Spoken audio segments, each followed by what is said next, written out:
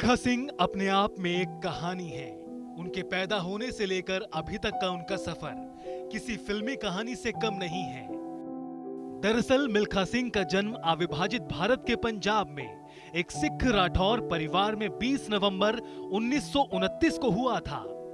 अपने माँ बाप की कुल 15 संतानों में वो एक हैं। उनके कई भाई बहन बाल्यकाल में ही गुजर गए थे। भारत के विभाजन के बाद हुए दंगों में मिल्खा सिंह ने अपने माँ बाप और भाई बहन को खो दिया और वो शरणार्थी बनके ट्रेन के जरिए पाकिस्तान से दिल्ली आए। दिल्ली में वो अपनी शादीशुदा बहन के घर पर कुछ दिन रहे। कुछ समय शरणार्थी शिविरों में रहने के बाद वो दिल्ली के शाहदरा इलाके में एक पुनर्स्थापित बस्ती में भी रहे।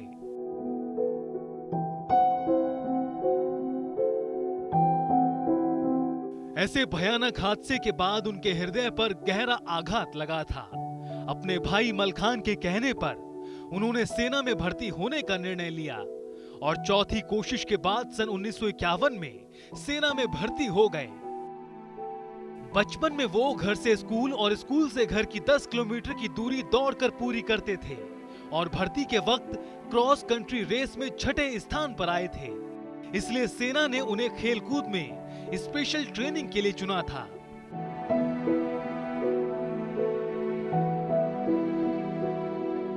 सेना में उन्होंने कड़ी मेहनत की और 200 मीटर और 400 मीटर में अपने आप को स्थापित किया। कई प्रतियोगिताओं में सफलता हासिल की।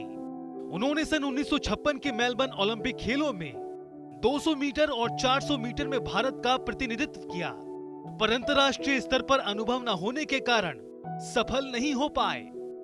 लेकिन 400 मीटर प्रतियोगिता के विजेता चार्ल्स जैकिंस के साथ हुई मुलाकात ने उन्हें न सिर्फ प्रेरित किया बल्कि ट्रेनिंग के नए तरीकों से अवगत भी कराया।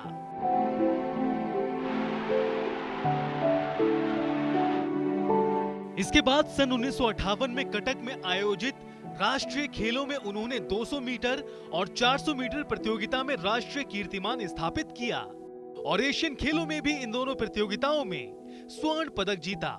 साल 1958 में उन्हें एक और महत्वपूर्ण सफलता मिली जब उन्होंने ब्रिटिश राष्ट्रमंडल खेलों में 400 मीटर प्रतियोगिता में स्वर्ण पदक हासिल किया।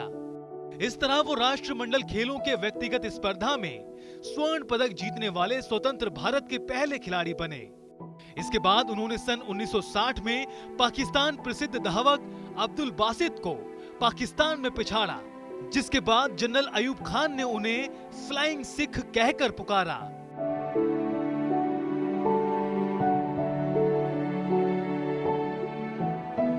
रोम ओलंपिक खेल शुरू होने से कुछ साल पहले से ही मिल्खा सिंह अपने खेल जीवन के सर्वश्रेष्ठ फॉर्म में थे और ऐसा माना जा रहा था कि इन खेलों में मिल्खा सिंह पदक जरूर हासिल करेंगे। रोम खेलों से कुछ समय पहले मिल्खा सिंह ने फ्रांस में 45.8 सेकंड्स का कीर्तिमान भी बनाया। 400 मीटर दौड़ में मिल्खा सिंह ने पहले ओलंपिक रिकॉर्ड तो जरूर तोड़ा, पर चौथे स्थान के साथ पदक से वंचित रह गए। 250 मीटर की दूरी तक दौड़ में सबसे आगे रहने वाले मिल्खा ने एक ऐसी भूल कर दी जिसका पछतावा उन्हें आज भी है। उन्हें लगा कि वो अपने आप को अंत तक उसी गति पर शायद नहीं रख पाएंगे और पीछे मुड़कर अपने प्रतिद्वंदियों को देखने लगे, जिसका खामियाजा उन्हें भुगतना पड़ा और वो धावक जिससे स्वर्ण की आशा थी कांस्य भी नहीं जीत पाया। मिल्खा को आज तक उस बात पर मलाल है। इस असफलता से सिंह इतने निराश हुए कि उन्होंने दौड़ से संन्यास लेने का मन बना लिया, पर बहुत समझाने के बाद मैदान में एक बार फिर वापसी की। इसके बाद 1962 के जकार्ता में आयोजित एशियन खेलों में मिल्खा सिंह ने 400 मीटर और 400 मीटर रिले दौड़ में स्वर्ण पदक जीता।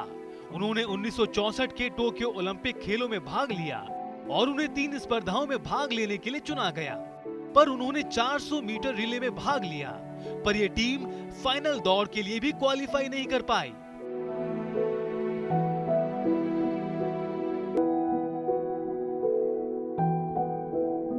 सन 1958 के एशियाई खेलों में सफलता के बाद सेना ने मिल्खा को जूनियर कमीशन ऑफिसर के तौर पर पदोन्नति कर सम्मानित किया और बाद में पंजाब सरकार ने उन्हें राज्य के शिक्षा विभाग में खेल निदेशक के पद पर नियुक्त किया।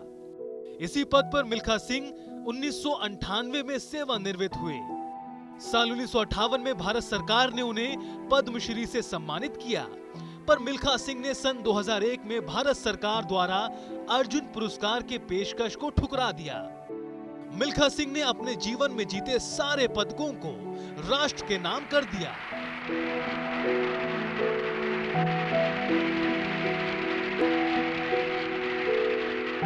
मिल्खा सिंह ने अपनी जिंदगी में जो कुछ किया वो आसान नहीं था।